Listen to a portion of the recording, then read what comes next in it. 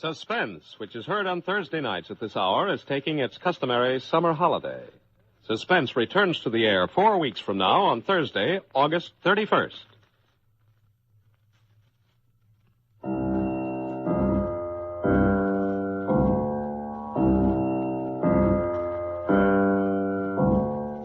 Ladies and gentlemen, a $5,000 reward will be offered each week on the program immediately following this announcement.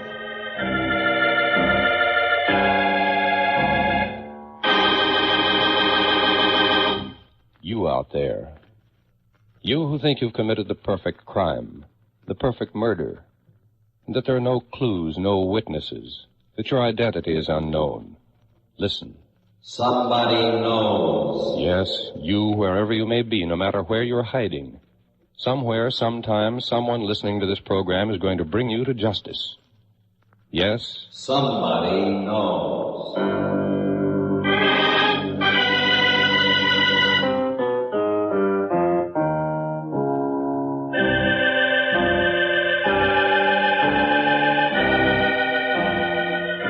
The Columbia Broadcasting System presents Somebody Knows, a program conceived in the public interest, dedicated to aiding the forces of law and order in the solution of this nation's unsolved crimes.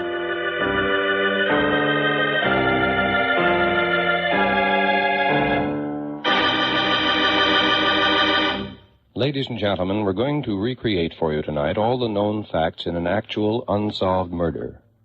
Somewhere, someone among you's had contact with the killer or killers.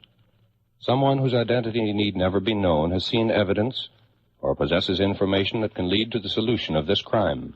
In the public interest, the Columbia Broadcasting System offers $5,000 reward for evidence or information leading to the arrest and conviction of the killer in this unsolved murder. We ask you then to please listen carefully, for you may be the one to win this reward. Somebody knows. It may be you.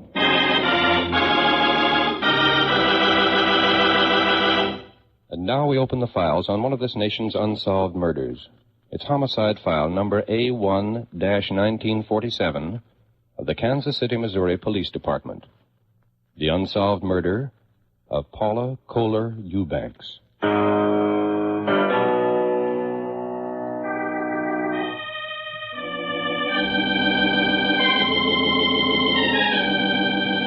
It is approximately 10:15 in the morning, Thursday, June 26, 1947. Several men are walking along a corridor in Menora Hospital in Kansas City, Missouri. At what time was he admitted to the hospital, Doctor? I would say it was at approximately 7:30, Mr. Kimbrough. He was in need of immediate medical attention, which we gave him. Then, because of the nature of his injuries, we felt the police should be notified. What about those injuries? Serious? Well, there are 2 deep lacerations on the right side of the head, and while we're not sure yet, a depressed skull fracture seems indicated. I see. Here's his room now. Just about 5 minutes, Mr. Kimbrough, his condition. I understand, Doctor.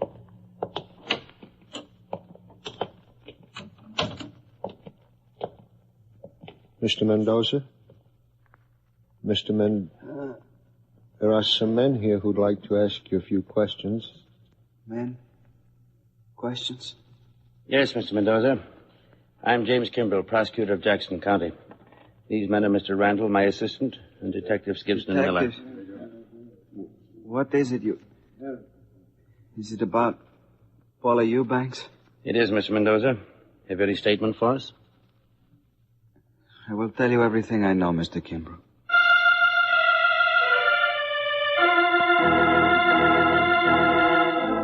The statement of the injured man given on the morning of June 26, 1947 at Menora Hospital, and later in more detail to Lieutenant Charles Welch at the Homicide Bureau in Kansas City, Missouri, contains in part the following information. My name is Hector Mendoza. I am 22 years of age, single, and live at the YMCA. I came to Kansas City about 1 month ago from Mexico City to obtain employment and learn the American way of tool designing. While staying at the YMCA, I had my meals at the Mayflower Grill, 403.5 East 10th Street. While eating at this cafe, I became acquainted with a waitress named Paula Eubanks. I talked and joked with her on many occasions. On Wednesday, June 25th, I asked her for a date. We made arrangements to meet each other about 8:30 p.m. in Kohler.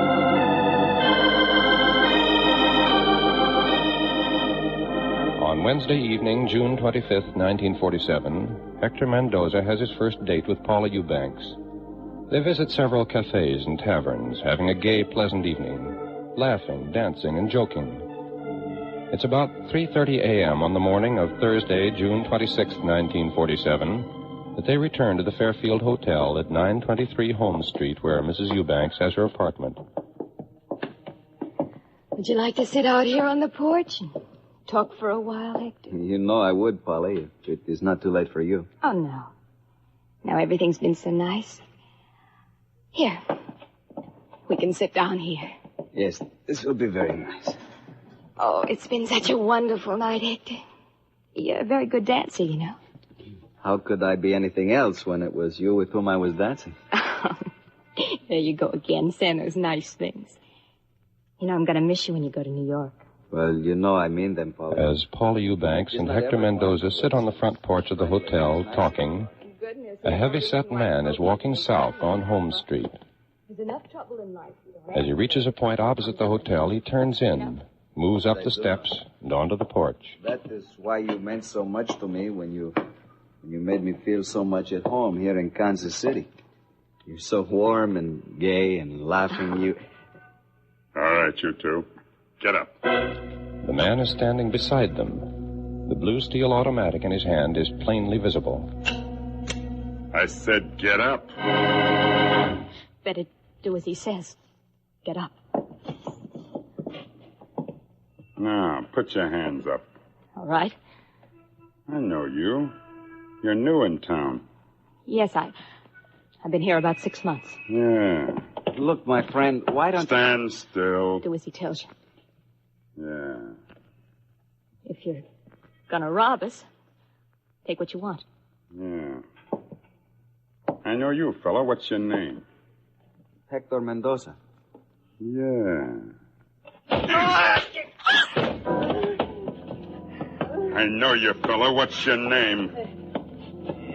It is Hector Mendoza.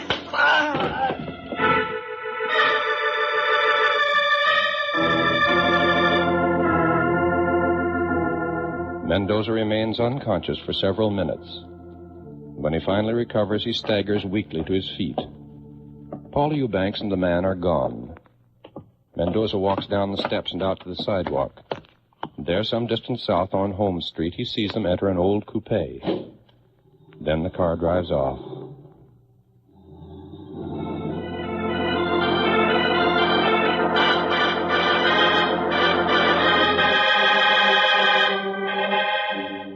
It is now 4:15 a.m., the morning of Thursday, June 26, 1947. An old coupe is heading east on Independence Avenue. Near the 6000 block, it approaches an old abandoned city dump. Then it slows and turns abruptly into the driveway leading into the dump.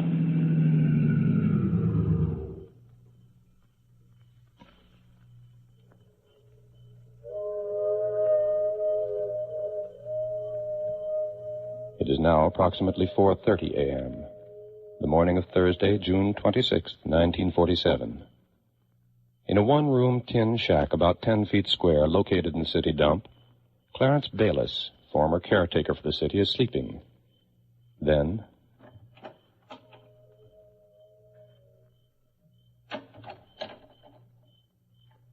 What? What is it? What?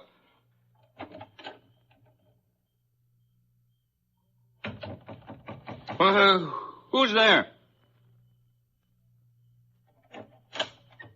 What are you doing at that door? Clarence Bayless raises himself up in bed. There's one window in the tin shack. It's about 2 feet square and located in the upper half of the door. The chest and shoulders of a heavy-set man can be seen dimly against the darkness through that window. I said, what are you doing there? Keep quiet if you know what's good for you. I got a gun. Gun? You heard me, a gun. Take a look at it through the glass. So keep quiet. What are you doing with the door? I'm locking you in. Okay. Now remember what I said. Keep quiet, or I'll be back for you. Clarence Bayless remains in bed quietly, listening. Then after a while he hears the dim murmur of voices from somewhere outside the north side of the shack. The low, apparently friendly conversation continues for a short while. Then... Honey.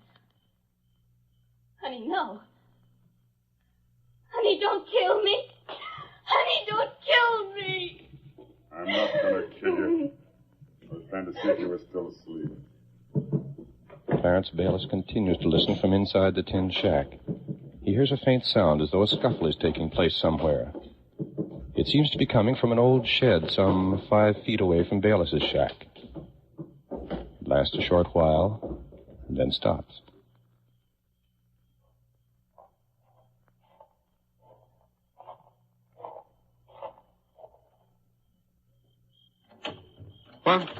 What is it? What do you want now? I just wanted to see if you were still there, minding your own business. Yeah, I'm here. Then see that you stay there. I still got that gun. See it? So stay there and keep on minding your business.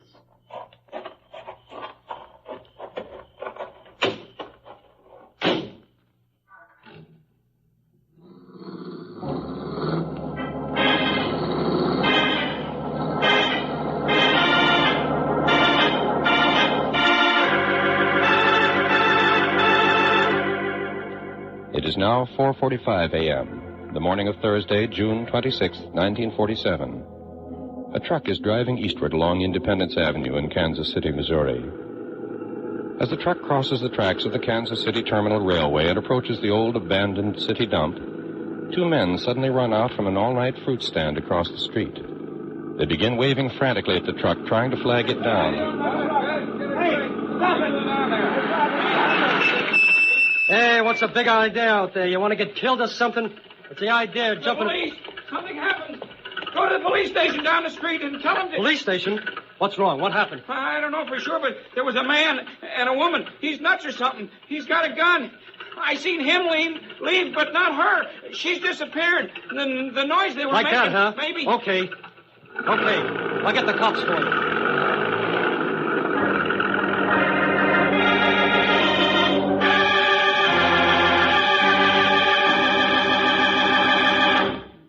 In just a moment, we'll continue with homicide file number A1-1947 of the Kansas City, Missouri Police Department. The unsolved murder of Paula Kohler Eubanks. Here's a message for young women who are looking for an interesting and worthwhile career. In order to meet the constantly rising demand for nurses, the nursing profession offers untold opportunities for ambitious, healthy girls who are at least high school graduates. From the time you become a student nurse, you have a chance to work with fine doctors and scientists and to help your fellow men. Inquire at your nearest hospital about how you can become a student nurse.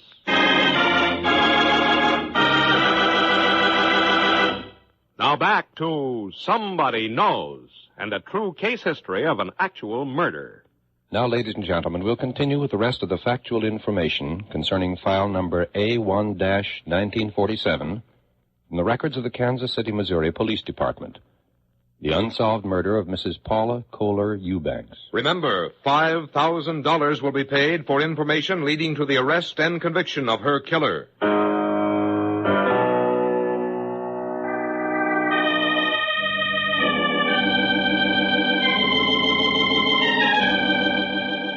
It's approximately 4:50 a.m., the morning of Thursday, June 26, 1947. In response to the truck driver's message, Officers Anderson and McCrary have arrived at the city dump from the Sheffield station in police car 302. Clarence Bayless is leading them back to the shed where the events of the past half hour had taken place. And by the time I got out, this guy was gone, driving away. Did you get the license number? No, like I say, he was already driving away, but I hear these funny noises in this shed next to mine. Here, this one. And they were inside. The noises came from here, too. Okay, we'll look around. Come on, let's see what we can.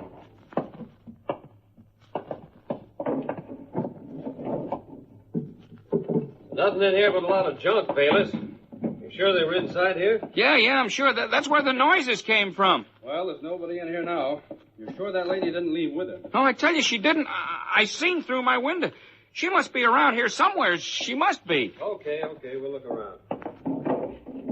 For over 10 minutes, Officers Anderson and McCrary searched that junk and debris-filled shed, their flashlights affording the only illumination. And then...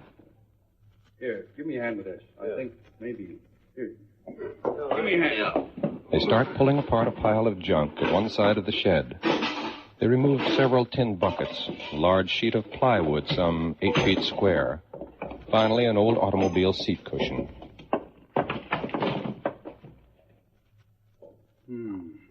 Looks like Bayless was right. The lady didn't leave this shed.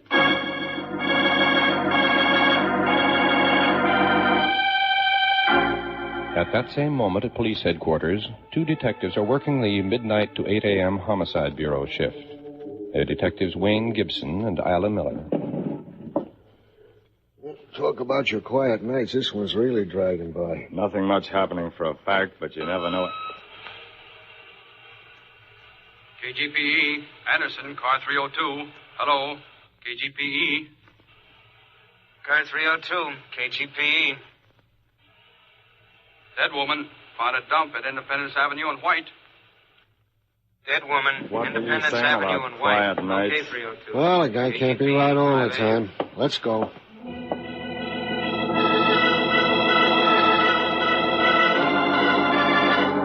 Detectives Gibson and Miller leave immediately in cruiser number 22 and go to the scene of the crime. Their initial homicide report, as given to Chief of Detectives Frank B. Collins, contains the following information. On arrival at Independence Avenue in White, Officers Anderson and McQuarrie, car 302, directed us to an old shed which is located on what used to be a city dump. Lying on the floor, we found the victim. She was lying face down. Her face was bloody, and spots of blood were around the body and on the walls of this shed. Lieutenant Welch was notified immediately. Also the prosecutor's office. Within a few minutes after his notification, Lieutenant Charles Welch, head of homicide, arrived at the scene and was fully informed of the situation. What about the identification, Gibson? None made as yet, Lieutenant. Well, who's representing the coroner's office? Deputy Coroner Jack Gibbs. Yes, and as soon as you're through, Lieutenant, I'll send the body to the J.P. Shield Funeral Home. What about you, Kilbane? We're through with the picture. The lab man finished up, too.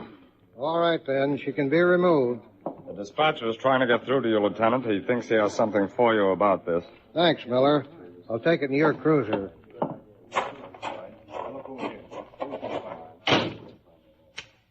KGPE, Lieutenant Welch, KGPE. Lieutenant Welch, KGPE.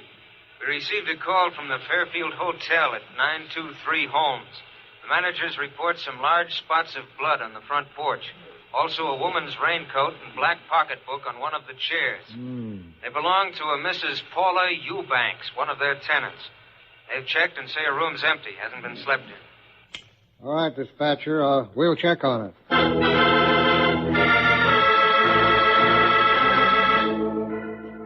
At the Fairfield Hotel, the police talk to Mr. and Mrs. Charles Logeman, the managers.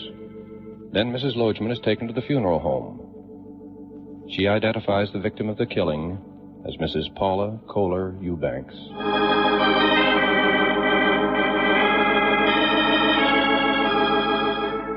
Meanwhile, Dr. James Walker, the coroner, has made a preliminary medical examination. The findings... It would appear without thorough autopsy that Mrs. Eubanks died from strangulation.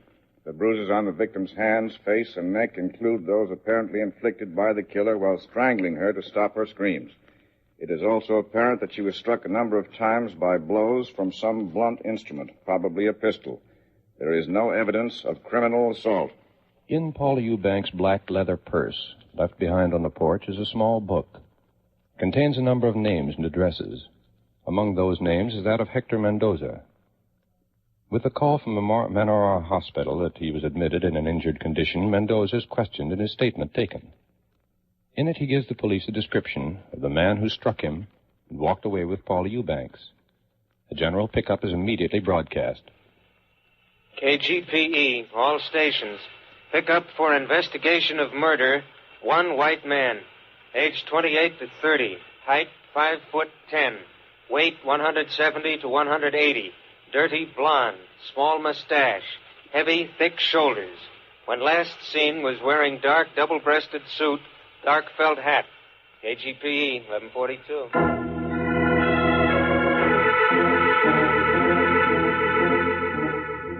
In an effort to find some possible motive for the crime and a possible clue to the killer's identity, the police make a thorough check of all Mrs. Eubanks' friends, a thorough investigation into her past life. Mrs. Margaret Dallas of 920 Holmes Street tells the police, I used to work at the Mayflower Grill with Polly. Her close friends always called her Polly. She was friendly, a nice girl, and she had lots of admirers. I can't think of any reason why anyone would want to kill her. Mrs. Ann Kramer of Overland Park, a sister of Paula Eubanks, had this to report. Polly was a wonderful girl. She'd had some trouble in her life. She'd been divorced from her husband and then remarried to him and then separated again. But she had a wonderful spirit. She was just crazy about Nancy. That's Nancy Kay, her little 20-month-old adopted girl. Kept her in a nursery, and I just don't know what's going to happen to Nancy Kay now.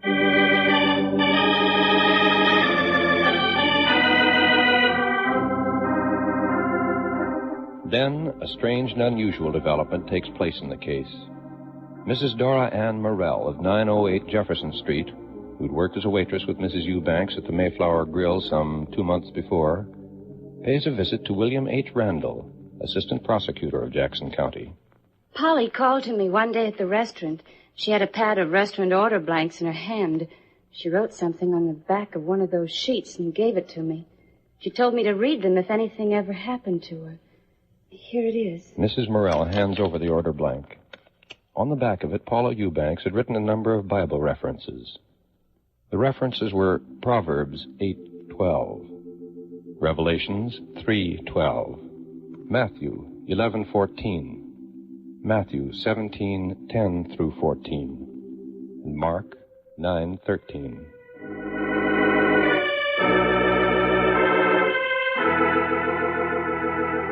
The prosecutor's office makes a careful study of the verses designated on the back of that order pad. Then, this statement is issued. The verses apparently were selected to be read in chronological order by listing.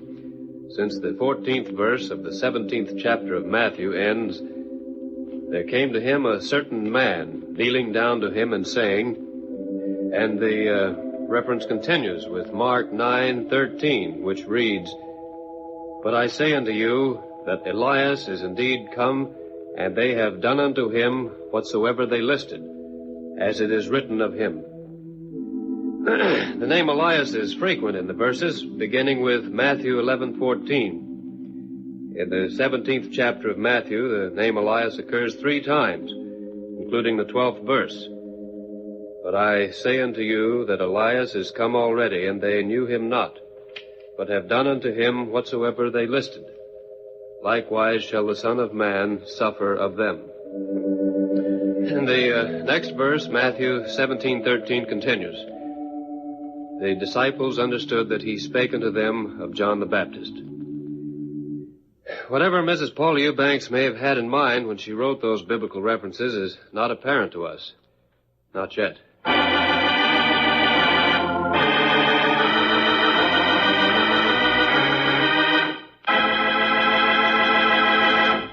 Now listen carefully, please. Listen, all of you, wherever you may be. We're going to give you a recapitulation of all the pertinent facts in the unsolved murder of Paula Kohler Eubanks.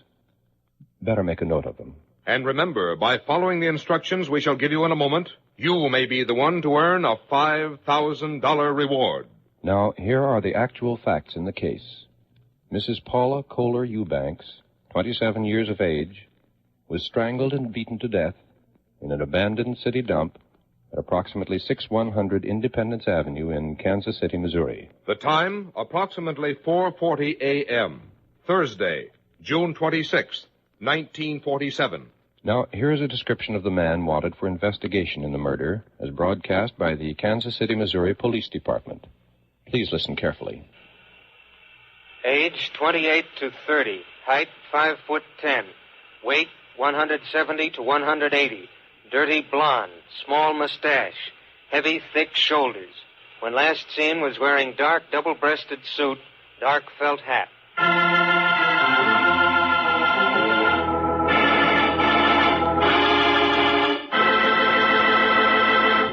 Ladies and gentlemen, if any of you possesses information that may have a bearing on the unsolved murder of Paula Kohler Eubanks, and please don't send in guesses or hunches, but only actual, authentic information, follow these instructions so that your name and identity need never be made known unless you wish. Now, please listen carefully. Write your information on a plain sheet of paper. Do not sign your name.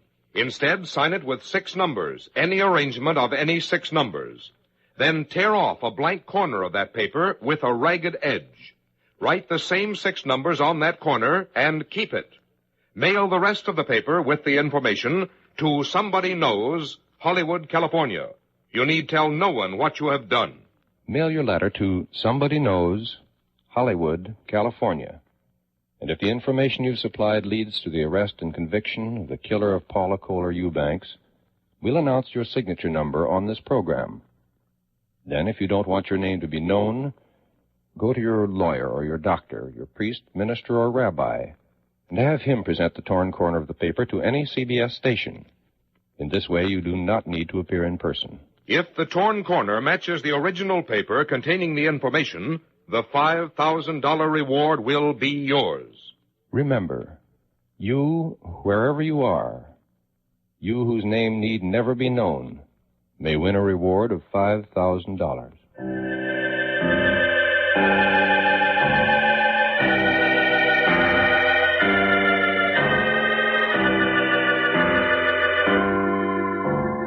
Next week at the same time, we'll present another true case history of unsolved murder. It's homicide file number HF12342 from the records of the Boston, Massachusetts Police Department. The unsolved murder of Samuel I. Paris. You out there, you who have murdered in cold blood and think you've gotten away with it, listen. You cannot escape. There is no perfect crime. Remember, you are not unknown. Somebody knows.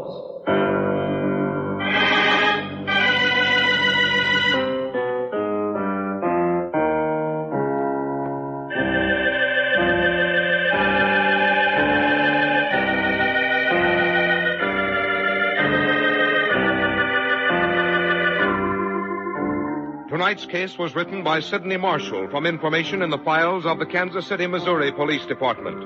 Research was by Maurice Zim. Music was composed and played by Milton Charles. Somebody Knows is a James L. Safier production in association with CBS by arrangement with the Chicago Sun-Times and is based on a copyright owned by W.L. Finstad. It was narrated and directed by Jack Johnstone.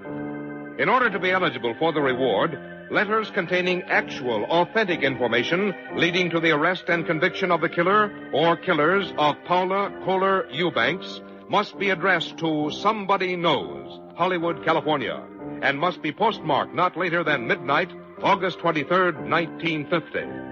Arrest of the guilty person or persons must occur within 90 days of that date, and conviction must be within 1 year of tonight's broadcast.